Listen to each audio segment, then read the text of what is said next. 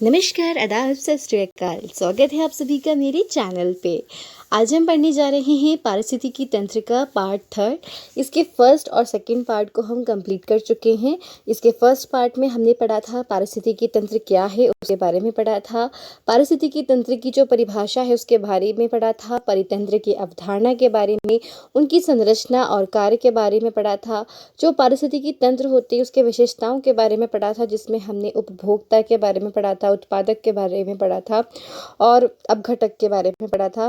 पारिस्थितिकी जो तंत्र होता है इसमें ऊर्जा का प्रवाह कैसे होता है उसके बारे में हमने पढ़ा था। फिर हमने पढ़ा था कि पोषक तत्वों का चक्रण कैसे होता है, तो हमने अलग अलग जैसे कि कार्बन चक्र, फास्फोरस चक्र के बारे में पढ़ा था, नाइट्रोजन चक्र के बारे में, जल चक्र के, ऑक्सीजन चक्र और सल्फर चक्र के बारे में इसमें हमने कंप्लीट किया था। फिर हमने पढ़ा था कि जो हमारी खाद्य श्रृंखला, खाद्य जाल और पारितंत्रीय पिरामिड्स के बारे में हमने पढ़ा था। ये हमने सेकंड पार्ट में कंप्लीट कर लिया था।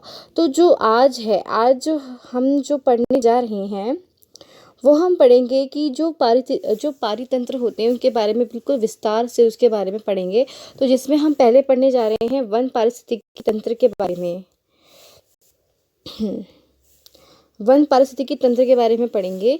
एक क्षेत्र जहाँ पे वृक्षों का घनत्व अत्यधिक होता है वह वन कहलाता है। वन जीव जंतुओं के लिए आवास स्थल है। विभिन्न वन क्षेत्रों में भिन्न भिन्न प्रकार के वनस्पति पाई जाती है, जिसका कारण है किसी क्षेत्र विशेष के जलवायु तथा मिट्टी की विशेषता।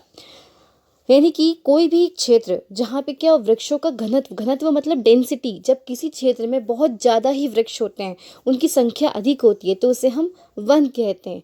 वन जंगल देखा होगा आपने कि कितने सारे पेड़ एक जगह पे होते हैं, तो वही है कि जब किसी क्षेत्र में वनों का घनत्व अधिक होता है तो उसे वन कहते हैं। वन जो होते हैं जीव जंतुओं के लिए आवास स्थल होते हैं, क्योंकि वो वहीं पे रहते हैं। और जो विभिन्न आपको अलग अलग प्रकार के जो वन दिखते हैं अलग अलग क्षेत्र में, तो वहाँ पे पाए जाने वाली जो वनस्पति होती है उसमें भी विभिन्नताएं पाई जाती हैं। तो ये विभिन्नता किस कारण होती है? ये कारण होता है जलवायु का, कि वहाँ की जलवायु कैसी है, वहाँ की जो मिट्टी है उसकी उर्वरा शक्ति, उसके गुण क्या हैं। तो जो भी विशेषताएं होती हैं हमारी जलवायु की और मिट्टी की, उसी हिसाब से उस क्षेत्र में वनस्पति पाई जाती है, वहाँ के जीव जंतु होते हैं। यहाँ तक कि हम मनुष्य भी, जो हमारा कद काठी, रंग रूप, सब चीज़ जो होती है ये डिपेंड करता है कि हम किस प्रकार के जलवायु वाले क्षेत्र में रहते हैं। वनों को जलवायु के आधार पर निम्न मुख्य वर्गों में विभाजित किया गया है। तो जो हमारे वन हैं, जो हमारे फॉरेस्ट हैं, उनको जलवायु के अकॉर्डिंग उनको अलग अलग पार्ट्स में डिवाइड किया गया है। जैसे पहले हम पढ़ेंगे उष्णकटिबंधीय वर्षावन। तो उष्णकटिबंधीय वर्षावन क्या होते हैं कि उष्णकटिबंधीय वर्षावन ऐसे क्षेत्र होते हैं जो भूमध्य रेखा के निकट पाए जाते हैं। वर्षावन वे जंगल हैं जिनमें प्रचुर मात्रा में वर्षा होती है।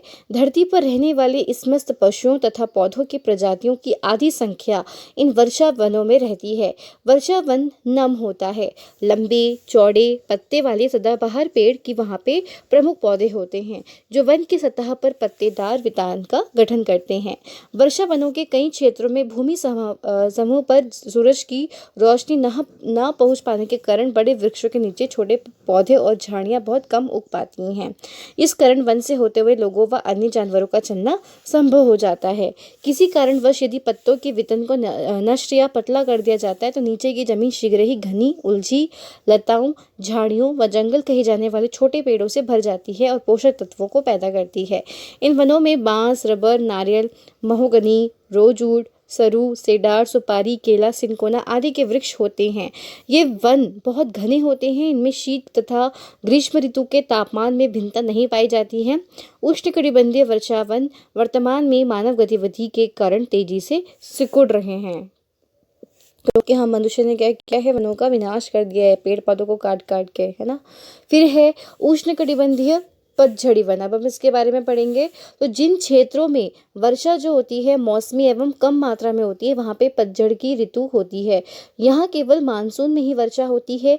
टीक के पेड़ों के अधिकांश वन जो होते हैं इसी प्रकार के होते हैं, यानी कि जो टीक के जो पेड़ हैं जिसके फर्नीचर से बनते हैं, काफ़ी अच्छी होती है लकड़ी, ठीक है, तो उसके जो पेड़ होते हैं वो भी इसी उष्णकटिबंधीय पतझड़ी वन में पाए जाते हैं। पतझड़ी वन में जाड़ों तथा गर्मी के माह में वृक्ष पत्ते गिरा देते हैं तथा मानसून से पहले उन पर नए नए कोंपलें उग आती हैं। इस प्रकार के वनों में सागौन, शीशम, आम, बांस, नीम, इमली आदि के वृक्ष पाए जाते हैं। अब हम बात करेंगे नेक्स्ट वन की, जिसका नाम है शुष्क पतझड़ी वन।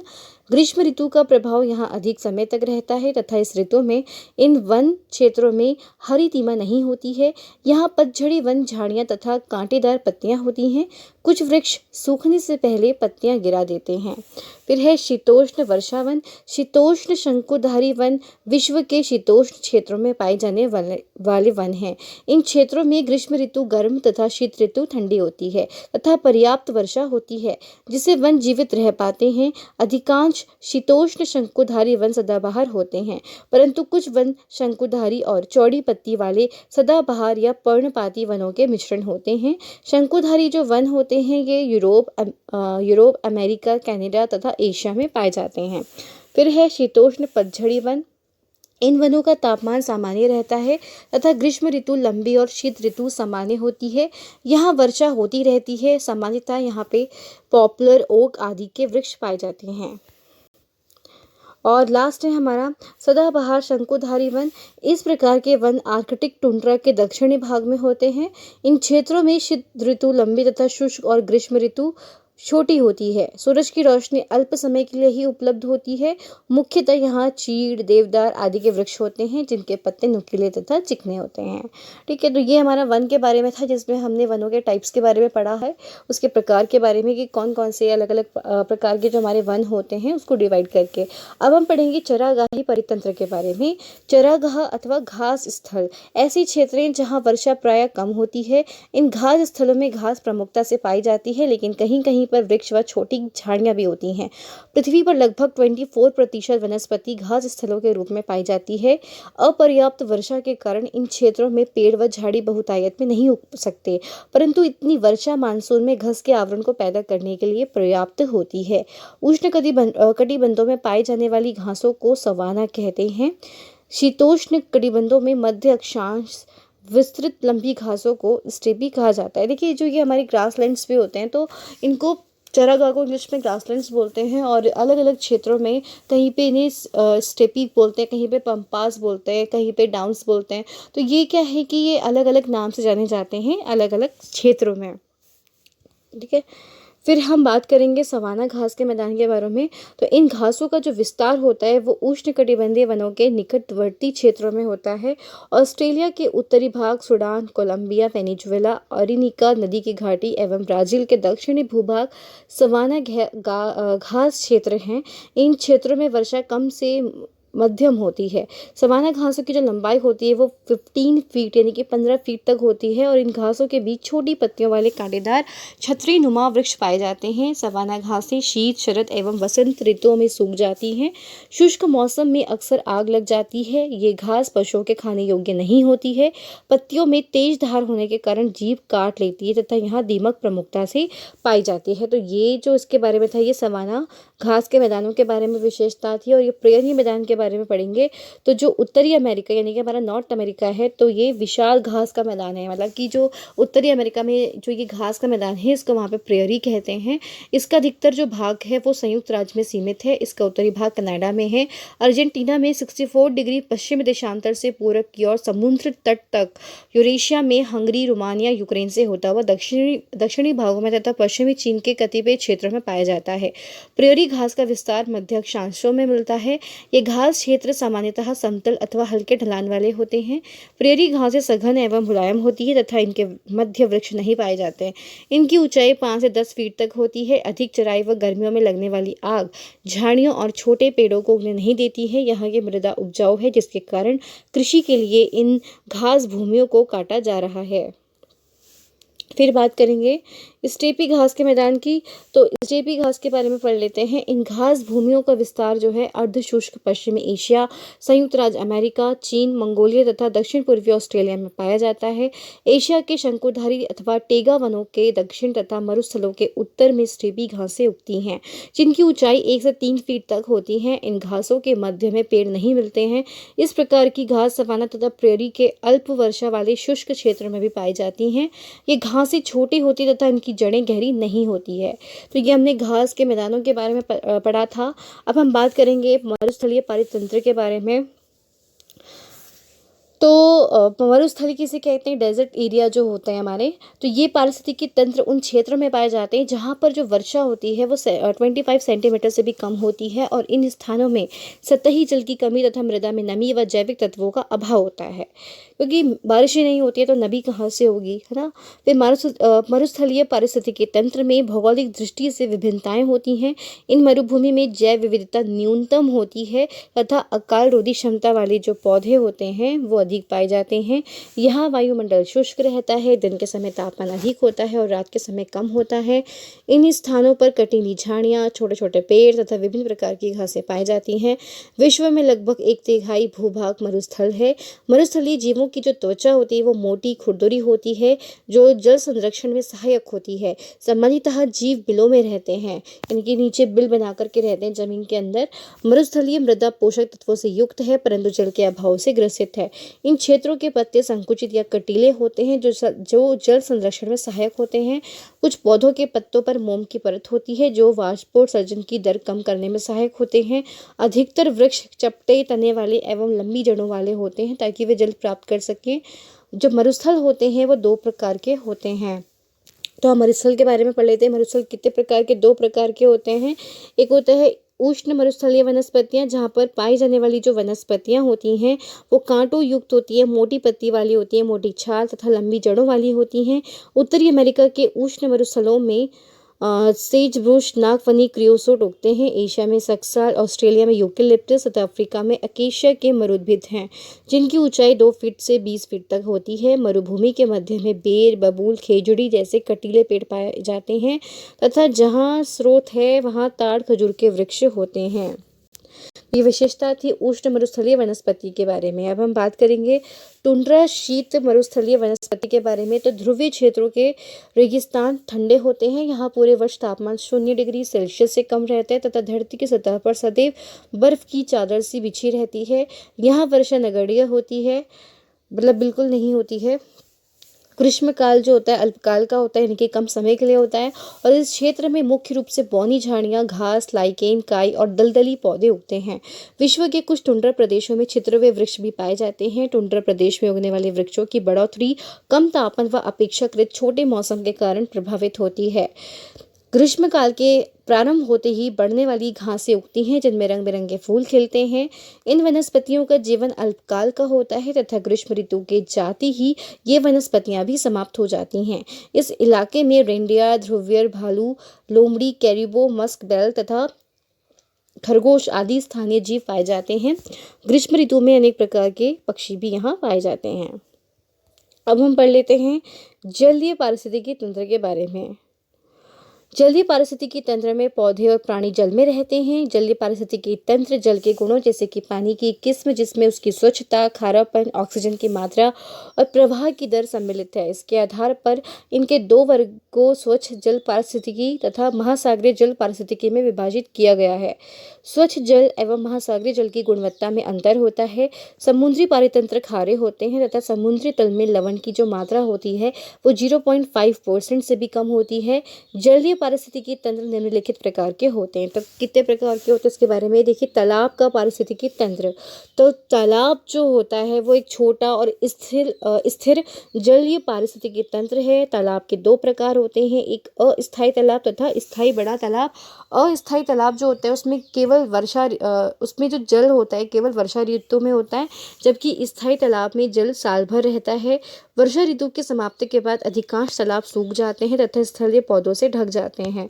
वर्षा ऋतु के आरंभ के बाद जब तालाब पानी से भरने लगते हैं तो इनमें अनेक प्रकार की काई, जलीय पौधे, सूक्ष्म प्राणी, पानी के कीड़े, घोंगे, केंचुए आदि तालाब की तली से, जहां वे सूखे के दिनों में सोए पड़े रहते हैं, बाहर आ जाते हैं। जलीय वनस्पति में तालाब किनारे के जड़दार पौधे भी शामिल होते हैं जिनकी जड़ें पानी के नीचे कीचड़ वाले स्थान में होती है। वर्षा काल में तालाब में पानी भरने के साथ ही बहुत सी खाद्य श्रृंखलाएं पैदा होती हैं, जैसे सूक्ष्म प्राणियों को छोटी मछलियां खाती हैं और छोटी मछलियों को बड़ी मछलियां अपना आहार बनाती हैं। बड़ी मछलियों को किंगफिशर, बुगले आदि खाते हैं।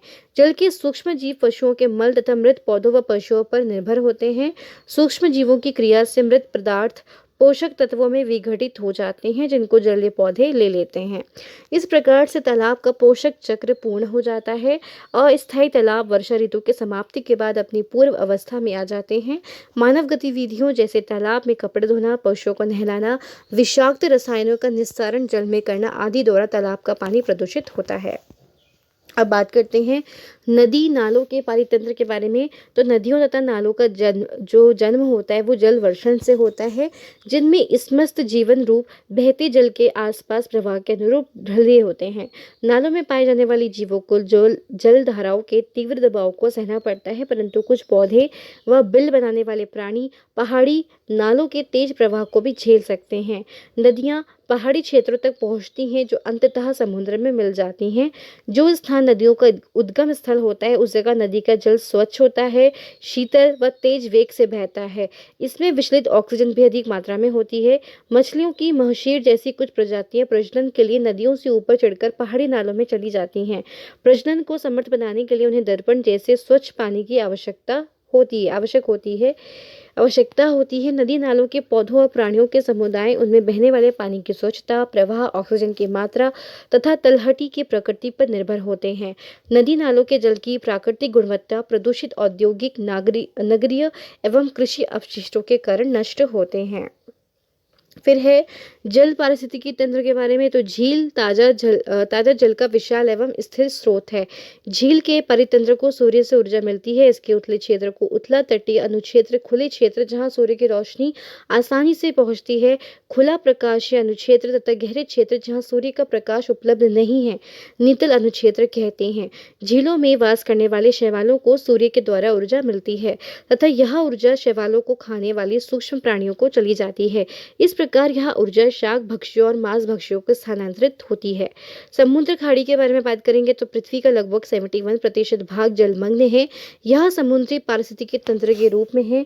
शुद्ध जल की तुलना में समुद्र जल अधिक स्थायी है। इसकी जो गहराई है वो 4000 से 6000 मीटर तक है। हिंद महासागर, अरब सागर और बंगाल की खाड़ी प्रायद्वीपीय भारत के समुद्री पारितंत्र हैं। इस पारितंत्र के उत्पादक सूक्ष्म शैवालों से लेकर बड़े समुद्री पतवार तक होते हैं। इनमें लाखों प्राणी प्लवक होते हैं, जिनको मछलियां, कछुए और समुद्री स्तनपायी जीव खाते हैं। जीव जंतु एवं वनस्पतियों का विकास सागरीय जल में जल विस्तार, तापमान, गतिशीलता एवं लवणता के आधार पर होता है। समुद्र के ऊपरी सह प्रकाशित मंडल होता है, जो 200 मीटर की गहराई तक पाया जाता है तथा इस भाग में जल जीव प्रचुर मात्रा में वास करते हैं।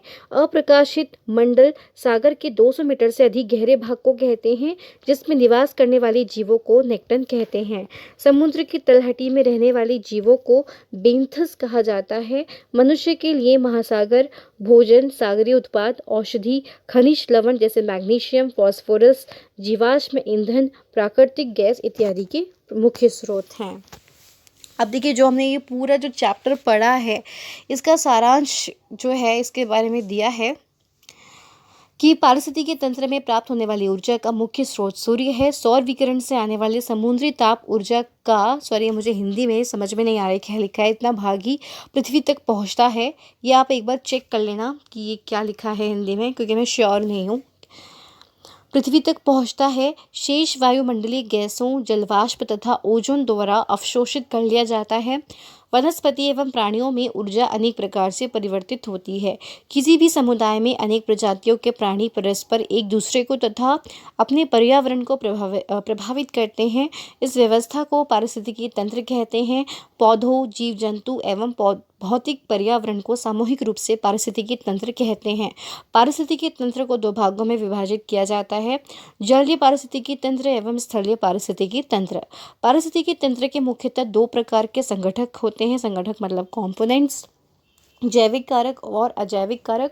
परितंत्र की संरचना में उत्पादक, उपभोक्ता और अपघटक शामिल हैं। प्रत्येक पारिस्थितिकी तंत्र में कुछ परस्पर संबंधित प्रणालियां सम्मिलित होती हैं, जो जैव मंडल में चक्र बनाती हैं। जल चक्र, नाइट्रोजन चक्र, कार्बन चक्र, फास्फोरस ऊर्जा चक्र और सल्फर चक्र मांसभक्षी शाक भक्षियों को आहार बनाते हैं। इस खाद्य श्रृंखला के प्रत्येक चरण में ऊर्जा का हस्तांतरण होता है। समस्त परस्पर संबंधित खाद्य श्रृंखलाएं एक साथ मिलकर खाद्य जाल का निर्माण करती हैं। उपभोक्ताओं की संख्या, बायोमास तथा संचित ऊर्जा की उपलब्धता के रेखीय चित्रण को पारिस्थितिकी पिरामिड एवं ऊर्जा का पिरामिड अपने अस्तित्व तथा अपनी आवश्यकताओं की पूर्ति हेतु जीव परस्पर संघर्ष करते हैं तथा शक्तिशाली जीव अन्य जाति के स्थान पर स्थानापन्न हो जाता है। इस प्रक्रिया को पारिस्थितिकी वंशक्रम कहते हैं। पारिस्थितिकी तंत्र के प्रकार हैं वन पारिस्थितिकी तंत्र, चरागाही परितंत्र, मरुस्थलीय परितंत्र और जलीय पारिस्थितिकी तंत्र। तो ये जो था ये हमारा चैप्टर बहुत ही बड़ा चैप्टर था जिसे कि हमने अब कंप्लीट कर लिया है। तो चलिए आज के लिए इतना ही, फिर हम मिलते हैं एक नेक्स्ट वीडियो में एक न्यू टॉपिक के साथ। तब तक के लिए धन्यवाद।